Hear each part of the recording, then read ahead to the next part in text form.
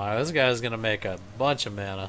He might not be casting that second Lotus You Bloom. don't think so? He might already have game before then if Cody doesn't. Uh, so next turn, for example, he can once again charge up the Dreadship Reef, tap it into itself, remove to get two mana. The Lotus Bloom will also add 3, so there's 5, 6, 7 with his other 2 lands. That should be enough to cast Phyrexian Unlife and Ad Nauseam, or Angel's Grace and Ad Nauseam.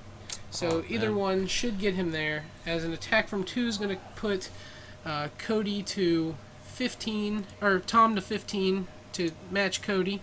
And also bumped in the night at him. To put him down to 12. Bumped him in the night, however you want to say that. And he's probably just going to instant speed Lightning Bolt him into turn after a tapped Sacred Foundry. Yes, Cody's turn going back. to pass. He's going to charge up his Dreadship Reef. Lotus Bloom is going to interplay. The other Lotus Bloom is going to go to 2 counters. And he's going to knock the top of his deck to try to draw a sweet card. Tom is a long-time legacy grinder. He's been to countless Grand Prix, Opens, and stuff, so I like to think that Tom is going to play this deck about as well as anybody in the area could. He's going to remove a Wish counter, or a charge counter, to cast Angel's Grace. So he does have the Angel's Grace, and Cody can't do anything about it. It's going to resolve. He's going to sack Lotus Bloom to add 3, tap it to itself, remove the 2, and he's going to have a black left up, or none left up. He's going to have a blue-black land left up, and he's going to more than likely cast Ad Nauseam here. He can tap it into itself to remove the counters, yeah.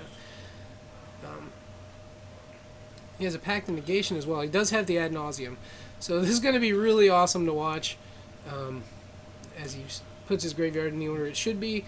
He's going to cast Ad Nauseam, and Cody can't do anything about it. And we're going to see him get all of these cards for free. And you got the Simian Spirit Guide to cast the Lightning Storm, so that should be game. For those of you who don't know, Angel's Grace says that you cannot go below 1 life. So he will stop at 1 life, and then eventually draw enough Simian Spirit Guides to cast Lightning Storm. Angel's Grace also has split second, so you can't respond to it. That is such a crazy combo. Oh, Yeah. man. Yeah, he just gets all these cards for free. And then 1 red to play Lightning Storm. Lightning Storm's ability, it's an instant. It says, Lightning Storm deals X damage to target creature or player, where X is 3 plus the number of charge counters on it. And while it's on the stack, you can discard a land card to put 2 charge counters on Lightning Storm. You may choose a new target. So basically, you can just discard a land card to put counters on it, and all he's going to do is discard like 7 land cards or 8 land cards. I can't remember how many he has to do. But, you know, he uses his Simian Spirit Guides, his 2 of those, and his Dark Slick Shores. Right. Or just all So 3 do all these Simians. go in his hand? All or? of those are in his hand. He has plenty of Pact and Negation backup. And he's going to Lightning Storm him. And with the ability on the stack, he's going to discard a bunch of land cards. Somebody get Ethan. This is a deck this boy would play. Yeah, this is a Ethan He actually deck. only has to do 4. It puts more than enough counters, but he's going to keep doing it just to really get it in there. Yeah, he's going to discard a bunch, and that's going to be it. Tom gets the first game with the awesome That's Ad crazy. Nauseam plays with the Lotus Bloom. It actually happened how I thought it would, which was pretty awesome to see. That is well played on Tom Perry's part. Yeah, he Awesome stuff coming out from him. plays that pretty well, as we're going to see Cody definitely play first in the second game, and you have to think that Cody's going to bring in some kind of Smash to Smithereens, Wear Tears, something. He's definitely going to bring in Wear Tears. It hits... He's got the confidence, so he's got it hits the options Lotus to some black Blooms. mana. Wear Tear also hits the Phyrexian Unlife. That's an enchantment. That's a good one. So, and he'll probably side in... I'm trying to think of the other cards he had. I don't think he had any... no, you don't want... I don't even... Just ignore it. I was going to say Torpor Orb, and that's not the one I was thinking of. Stony Silence is the one that's... The one that you could play against this, just to try to stop the Lotus Blooms from happening, but that's probably not even worth it. And Tom's going to side in also. Looks like he's siding out some Serum Visions. What is he putting in? That was a white card, and I couldn't tell what it was.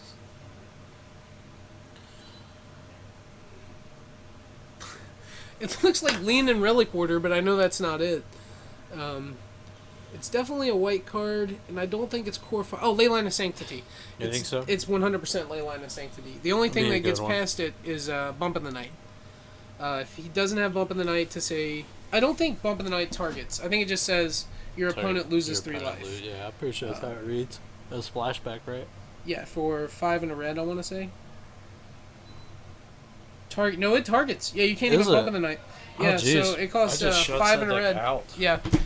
So that's the reason that that card was $35 at one point before the reprint. That's I think it's crazy. down to like 15 or 20 now. But at one time it was up there. Thanks to everybody watching. This is our modern F&M right before our pre-releases tonight. Tonight's pre-releases are going to be Magic Origins, of course, because that's the hot new set that's coming out with all the new Planeswalkers and their origin stories. We have appearances from Gideon, Jace, Liliana, Chandra, and of course Nissa, which is, Queen of the Elves. I think, my favorite in the set of the Planeswalkers. Liliana is really easy to turn on, though. I think Liliana's good too. Yeah, I like the fact like that Gideon as she well. just. I I think think she Gideon's puts awesome. a 2/2 into play or something when she dies or comes into play. Something crazy. She's pretty good. Has a really awesome name too. I believe it's Liliana Defiant Necromancer on the That is flip correct. side. Or yeah, Defiant. And the creature side is Heretical Healer. Whenever a non-token creature you control dies, exile Liliana, then return it to the battlefield transformed under your control. If you do, put a 2/2 black zombie creature token onto the battlefield. Yeah, she's Pretty pretty solid awesome. effect. I wonder if any of the Planeswalkers will see play in Modern. I don't think it's out of the question. I mean, cards like Huntmaster have seen play. I know that that's not really a comparison, but I'm just saying that like flip cards could see play in an older format, and some of these are pretty strong flip cards. There's some talks about elves making way into modern a little more than They already are. what they already are. Obviously, Yeah, they've been doing got some really, pretty really sweet well. upgrades with the set. Looks like both of them are looking at their 7, and I believe they both kept. And we're going to see an Arid Mesa go down for Cody to put him to probably 17, because I don't think he has to worry about his life too much against this deck. He's only going to take 1, though, with his signed mountains. I'm not sure who signed them. It's a Possibly bold the strategy. artist. I think we need to actually discuss the signature on that mountain more than the gameplay itself. Yeah, I mean, not really sure. I think it's debatable, I but think it's debatable whether to talk about that or not. Cody and his Goblin favorite guy. mountains. This could That's a help good out one. Tom. Tom does not play many lands, and sure enough, he gets a plains. That is the Off the kind of top. things that you love to see happen, and unfortunately, Cody hates to see happen. Tom's going to go down to 18 though from the 2 from the Goblin guy, and he's going to lead with a Temple of Deceit and Scry, and he's going to think about it Chooses the and ship it bottom to the now. bottom, and he's going to pass it back. Woo-hoo! And that should make Tom discard a card. He has 8 in his hand. Yep, he needs to.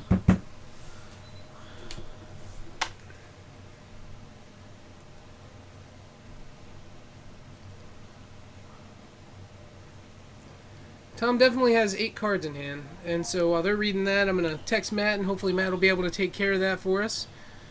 He's going to flip Spoils of the Vault.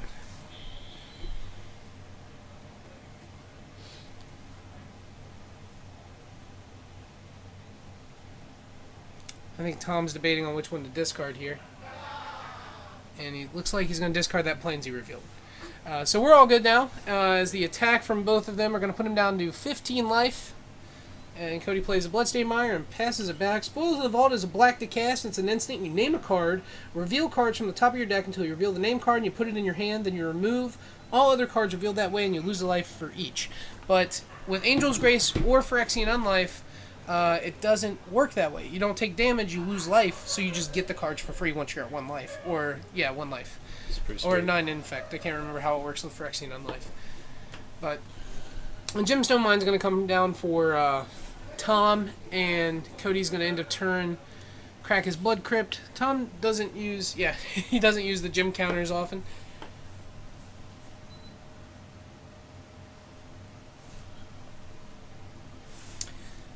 So here we go. Cody's going to untap, and he's playing mono red to Tom's ad nauseum deck on the right with the lightning storms and all that jazz. Cody's going to draw for turn. It's another Monastery Swift Spear. He has a Skullcrack too, so he could deal a total of 9 damage this turn, knocking Tom down to 5 if he so wished. Lightning Helix would also do that trick. And Tom looks like he has a Simian Spirit Guide or 2. Definitely a Spoils of the Vault, and it looks like a Phyrexian Unlife. So if he draws some rituals or something, which I'm not sure the deck list of his deck, but it might play like Desperate Rituals or Pyretic Rituals, which would let him cast all of those cards a lot faster. Looks like Cody's going to eat 3 and go down to 15 to get a Sacred Foundry untapped to get his white sword. He's going to cast the Swift Spear, and definitely looks like he's going to Lightning Helix after the flip, which is another land for Tom, who will have to discard again if he just plays a single land. And he's in block step. He's going to Lightning Helix, triggering Prowess, putting Tom down to 6. And Cody's going to go up to 18. She takes a total of 9 damage there. Yes, Not sir. bad. Monastery Swift Spears are pretty good. Angel's Grace is in his hand also, and Phyrexian Unlife. He is, I think, wait. He's a Simian Spirit Guide off of comboing him out already, I think. I think that's how that works. Which I didn't see what he drew for turn, so hopefully Got a we lot get of cards in hand. It's after it. No, doesn't look like he got that one. So he's going to play another Gemstone Mine, and he definitely does not have another turn. He has to try to go off this turn, and I'm not sure if he's able to do it. If he has an Angel's Grace and he has double of Phyrexian Unlife costs 3, it says that you can't lose the game. You go to whenever you go to 0 life, you start taking infect damage. So right now, he's essentially at 15 life. So Cody has to deal 15 to him on this next turn, or more than likely, Tom will get this game. Cody's going to shock himself, take 2, down to 16, and attack. It's crazy how much delay Spoils this of the game has. Vault. Yeah. Skullcrack's going to come down, putting him to 3. And let's see if they play this correctly.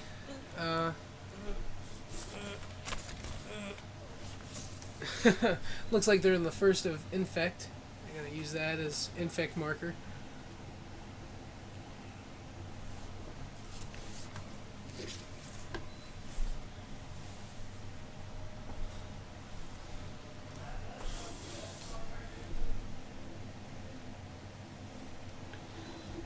And he's up to 8 Infect, and we're going to see if Tom can just win it on his next turn, which he does have another Spoils of the Vault. So if he Spoils of the Vault and names the correct card that comes first, which is Simian Spirit Guide, not the Lightning Storm, he's going to win this game, I believe. I think that's how that works.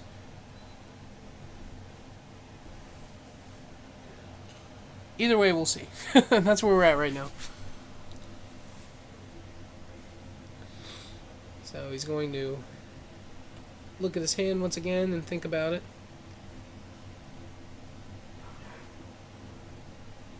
Alright, he's just going to go to game 3. Apparently it doesn't work how I thought it did. I guess he won't have enough lands in his hand to discard. That's the big thing about Ad Nauseam, is it essentially resets your lands, or it refills your hand to like 25 cards and you can discard a bunch of lands.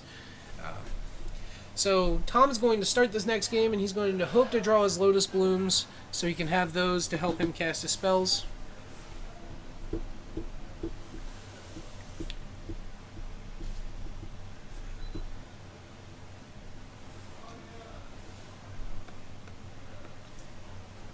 Thank you once again to all of the viewers who are watching. We really appreciate your loyalty and your continued watching of us. Absolutely. Please like our Facebook page and follow us here on Twitch. We also post the videos on YouTube.